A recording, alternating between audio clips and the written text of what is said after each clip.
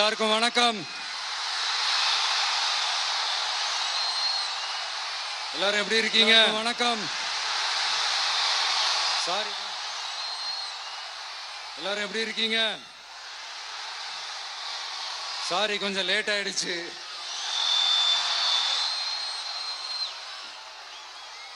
திருச்சியில காலையில பேசினப்போ அங்க ஒரு மைக் ப்ராப்ளம் இருந்தது. அதனால அங்க பேசினதுல ஒரு சில விஷயங்களை இங்க நான் திரும்ப ரிப்பீட் பண்றேன்.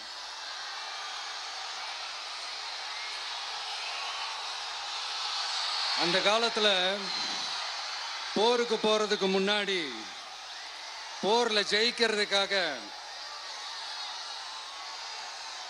குலதெய்வம் கோயிலுக்கு போய் சாமியை கும்பிட்டு தான் போருக்கு போவாங்களாம். அந்த மாதிரி அடுத்த வருஷம் நடக்க போற ஜனநாயக போருக்கு தயாராகிறதுக்கு முன்னாடி நம்ம மக்களை அதாங்க உங்க எல்லாரையும் பார்த்துட்டு போலான்னு வந்திருக்கிறேன்.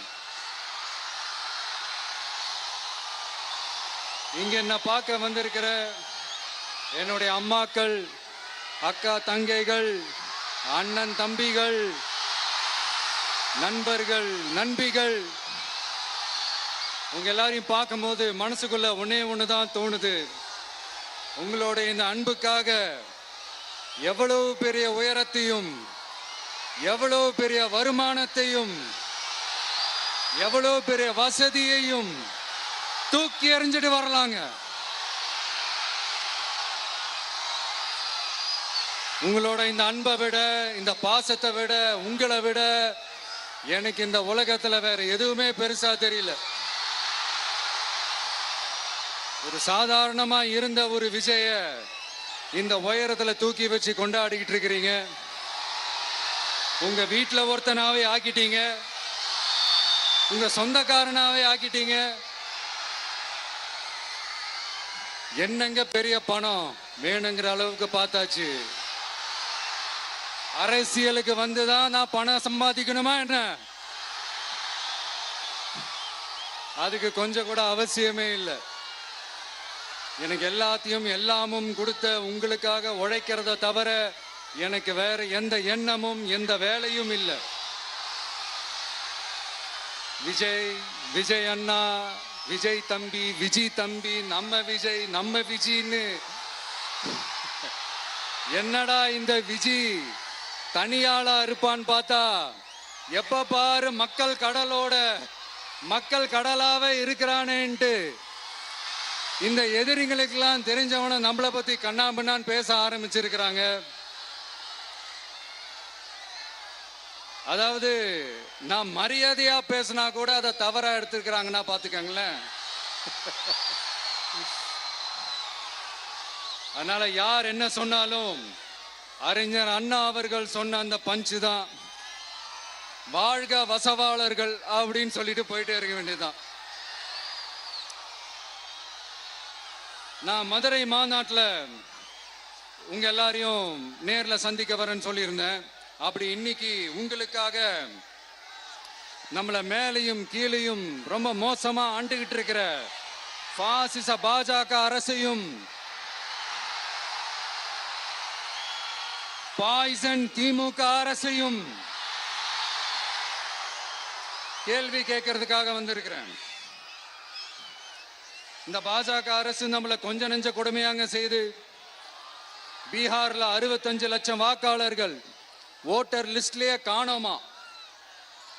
இது என்ன பெரிய விஷயம்? இதை தாண்டி இன்னொரு விஷயம் இருக்கு. இந்த எதிர்கட்சிகள்லாம் ரொம்ப சிம்பிளா சொல்ற மாதிரி சொல்லணும்னா ஓட்டு திருட்டு. வீட்டு நம்பர் 0ன்னு போட்டெல்லாம் ஓட்டர் ஐடி கார்டு கொடுத்துருக்காங்கன்னா பாத்துக்காங்களேன். எவ்வளவு பெரிய ஒரு மோசமான வேலைகள்லாம் அவங்க செய்யறாங்கன்னு பாத்துக்கங்க. அடுத்து ஒன் நேஷன் ஒன் எலெக்ஷன், ஒரே நாடு ஒரே தேர்தல். 2029ல இவங்களோட ஆட்சி காலம் முடிய போகுதுன்றது எல்லாருக்குமே தெரிஞ்ச ஒரு விஷயம்தான். அதனால இந்த மாநில அரசுகள் எல்லாத்தையும் கலைச்சிட்டு எல்லாருக்கும் ஒட்டு மொத்தமா ஒரே நேரத்தில் தேர்தல் வைக்கிற ஒரு ஐடியா. அப்பதானே ஒரே நேரத்தில் இந்த தில்லு முள்ளு வேலைகள்லாம் ஈஸியா செய்ய முடியும். இதுக்கு பேர் என்னங்க? ஜனநாயக படுகொலை தானே. அடுத்து டீலிமிட்டேஷன். பார்லிமெண்ட் தொகுதிகள் மறுசீராய்வு.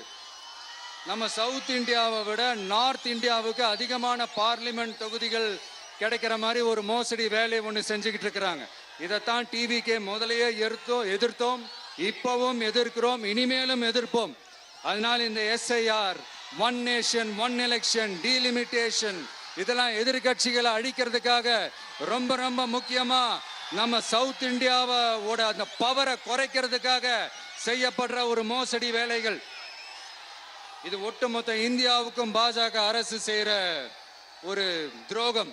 சரி, பாஜக அரசு தான் நமக்கு துரோகம் செய்யறாங்கன்னு பார்த்தா இங்க திமுக அரசு நம்மளை நம்ப வச்சு ஏமாத்திக்கிட்டு இருக்கிறாங்க.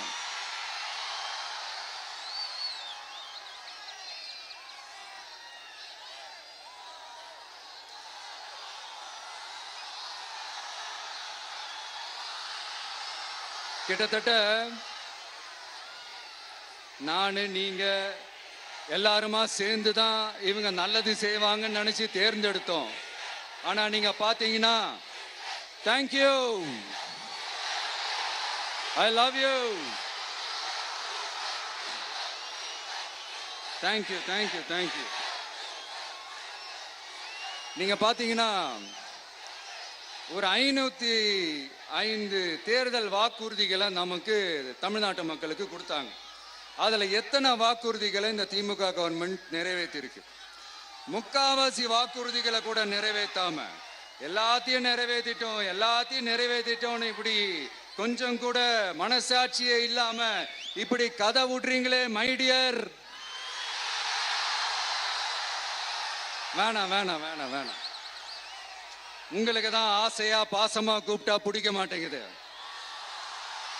இப்படி கதை விடுறீங்களே மைடியர் சிஎம் சார்.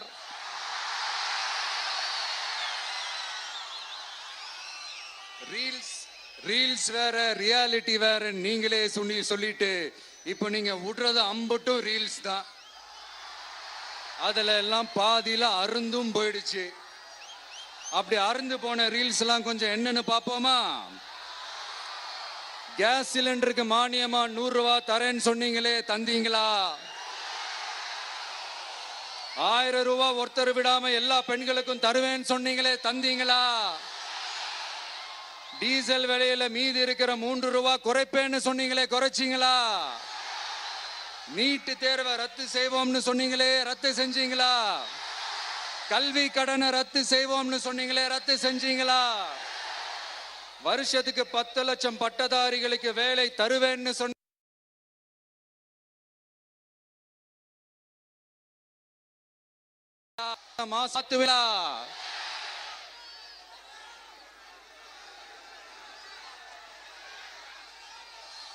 மீனவர்களை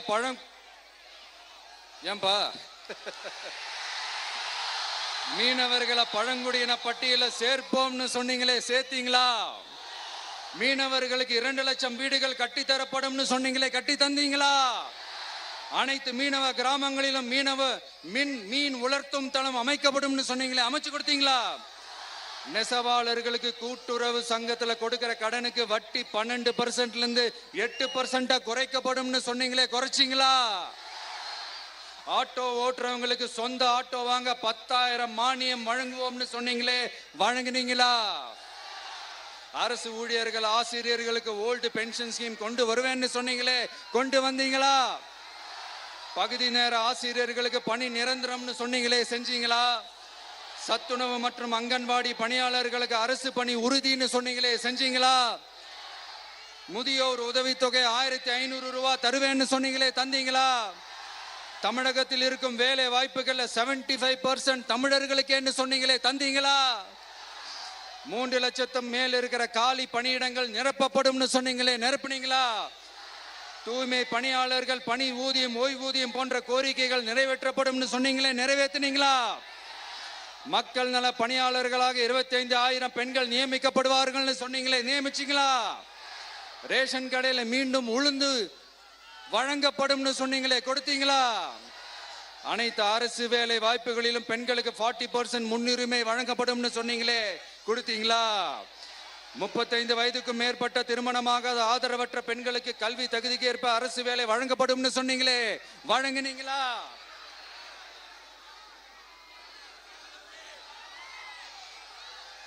வகுப்பு வாரியத்தின் கோரிக்கைகள் பரிசீலிக்கப்பட்டு மேற்கொள்ளப்படும் சொன்னீங்களே, செஞ்சீங்களா?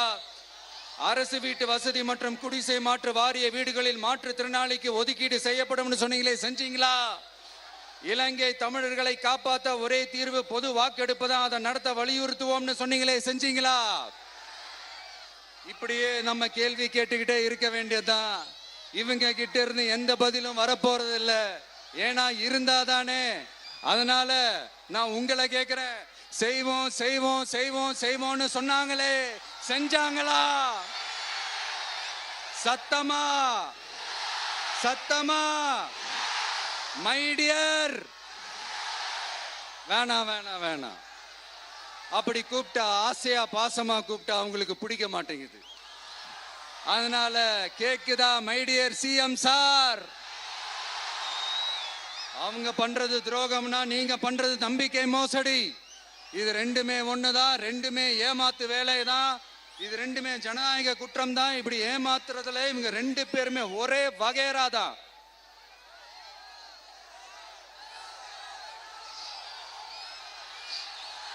முந்தானேத்து வரைக்கும் ஒன்றிய பிரதமர், இப்போ இந்திய பிரதமர்.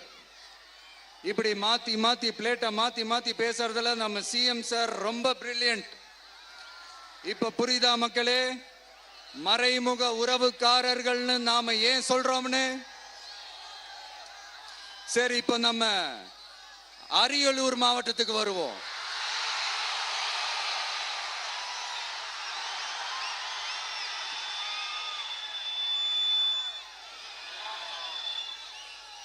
தமிழகத்தோட வறட்சியான மாவட்டங்கள முதல் வரிசையில காலங்காலமா இருக்கிற மாவட்டம் தான் நம்ம அரியலூர் மாவட்டம்.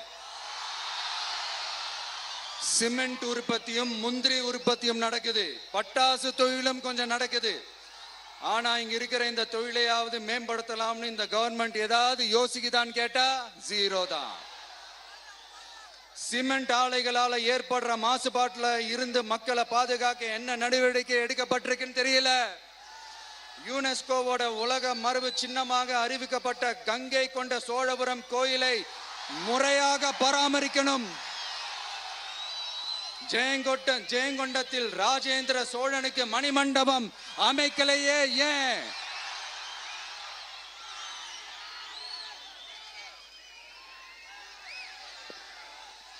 மருதையாத்தோட குறுக்க வாராணவாசி தடுப்பணை கட்டுறதை பத்தி 4 வருஷமா கண்டுக்கலையே ஏன்?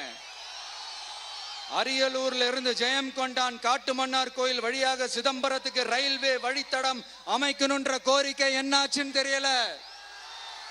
ஜெயங்கொண்டத்திலிருந்து கும்பகோணத்திற்கு ரயில்வே வழித்தடம் அமைக்கணும்ன்ற கோரிக்கை என்னாச்சுன்னு தெரியல.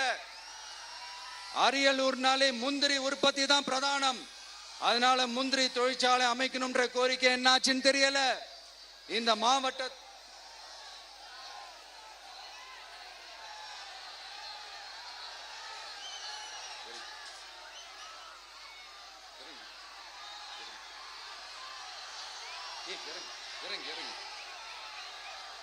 தம்பி இறங்கு, தம்பி இறங்கு, ப்ளீஸ் ப்ளீஸ் ப்ளீஸ் இறங்கு, இறங்குப்பா ப்ளீஸ். அண்ணா அது சாஞ்சி போயிடுச்சுண்ணா, இறங்க சொல்லிருங்கண்ணா. விஜயண்ணா சாஞ்சி போச்சுண்ணா, அது இறங்க சொல்லிருங்கண்ணா.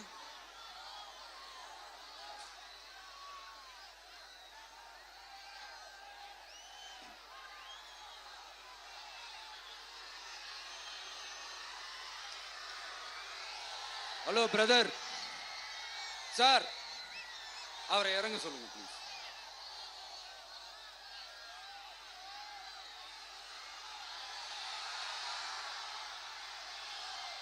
இந்த மாவட்டத்தை சேர்ந்தவர் போக்குவரத்து அமைச்சராக இருந்தும் போதுமான பேருந்து வசதி இல்லையே ஏன்? என்னடா இவன் வந்ததிலிருந்து கேள்வியா கேட்கிறான், இவன் வந்தா என்ன செய்வான்னு கேக்குறீங்க அதானே? தீர்வை நோக்கி போறதும் தீர்வை காண்றதும் மட்டும்தான் நம்ம டிவிக்கோட லட்சியமே. நம்மளோட தேர்தல் அறிக்கையில இதுக்கான விளக்கத்தை ரொம்ப தெளிவா சொல்லுவோம். ஆனா அதுக்கு முன்னாடி அதை செய்வோம் இதை செய்வோம் இந்த பொய்யான வாக்குறுதிகள்லாம் எப்பவுமே கொடுக்க மாட்டோம். எது நடைக்கு சாத்தியமோ எது உண்மையோ அதை மட்டும்தான் கொடுப்போம். ஆனா அட் த சேம் டைம் மருத்துவம், குடிநீர், ரேஷன், கல்வி, அடிப்படை சாலை வசதி, மின்சாரம், இந்த மாதிரி அடிப்படை விஷயங்கள்ல நோ காம்ப்ரமைஸ். பெண்கள் பாதுகாப்புல, சட்டம் ஒழுங்கு பாதுகாக்கிறதுல நோ காம்ப்ரமைஸ். சிம்பிளா நம்மளுடைய விஷன் என்னன்னு சொல்லணும்னா, ஏழ்மை வறுமை இல்லாத தமிழகம், குடும்ப ஆதிக்கம் இல்லாத தமிழகம், ஊழல் இல்லாத தமிழகம், உண்மையான மக்களாட்சி, மனசாட்சி உள்ள மக்களாட்சி. கான்பிடண்டா இருங்க, நல்லதே நடக்கும், வெற்றி நிச்சயம். மீண்டும் சந்திக்கும் வரை நன்றி, வணக்கம்.